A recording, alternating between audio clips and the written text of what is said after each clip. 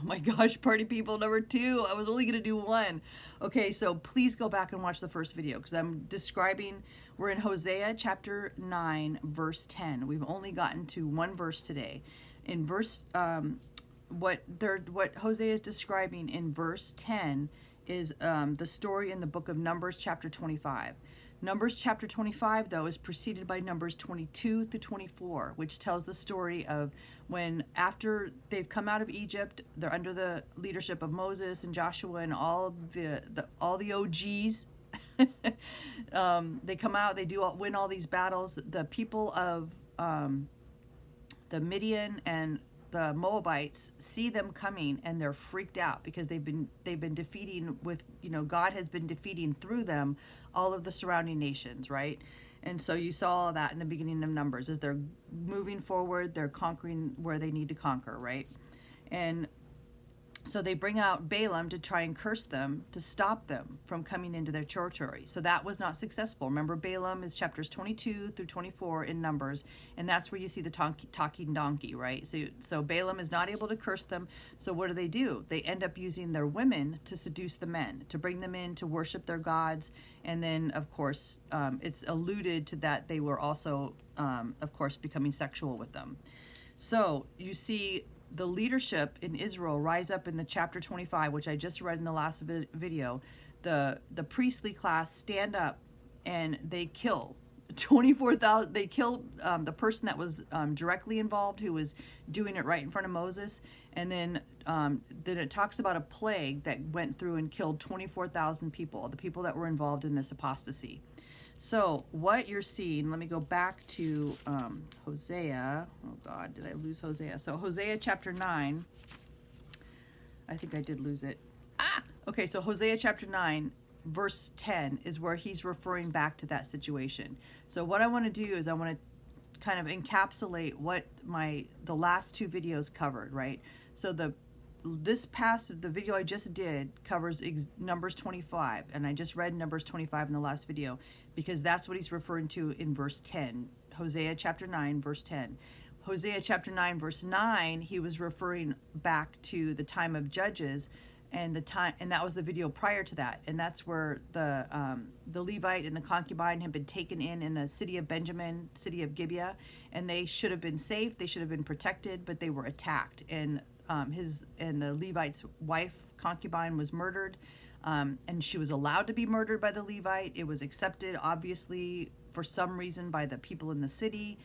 It was not an unusual circumstance, and so what you see are 2 circumstances that Hosea is referring to in chapter 9 that were absolute ridiculous apostasy. And he's saying, so remember here on the map, so here's Hosea, right? So Hosea is calling out the northern kingdom right before their fall to Assyria, and he's ascribing those 2 circumstances, those 2 stories, and saying that this is exactly what you guys are like now.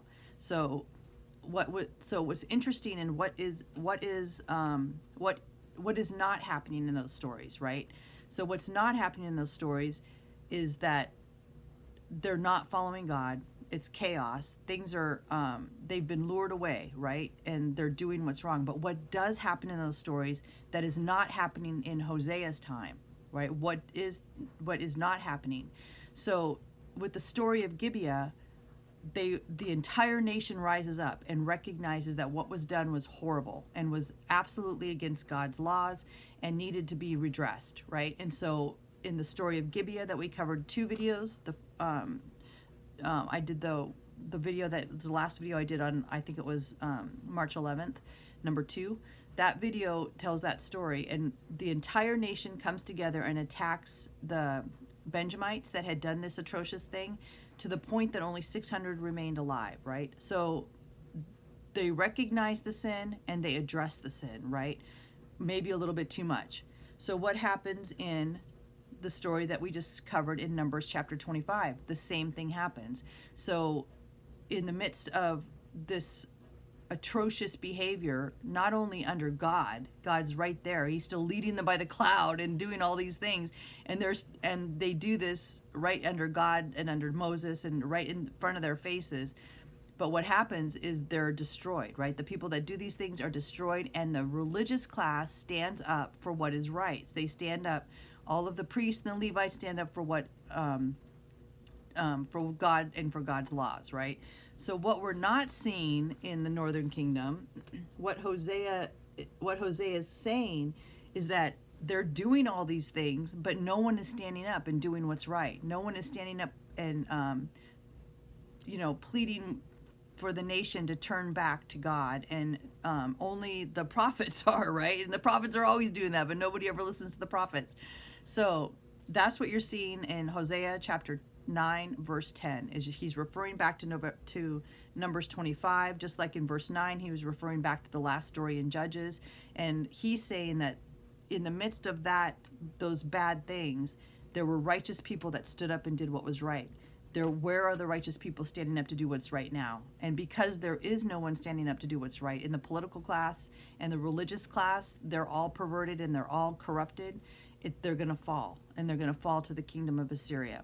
And so now going forward, we're going to see in the rest of Hosea chapter 9, I should be able to cover the rest hopefully tomorrow in full. But you're going to see him just calling out the nation again, and primarily because once you lose the religious class, once you lose the priests and the Levites, then you've lost everything, right? Because the political class is not going to be responsive if there's no one pressuring them, right? If they're not following God, which is not unusual, and they're not being pressured to turn course and to do what's right, then the entire nation you just see the apostasy just go all the way down, right? And it affects the everyday person. All right, so that's all I had for you. Hosea chapter 9 verse 10. So I'm back. I'm feeling a little bit better. I've been sick for so long. So read your Bible. Jesus is coming, and I'll see you tomorrow. Peace.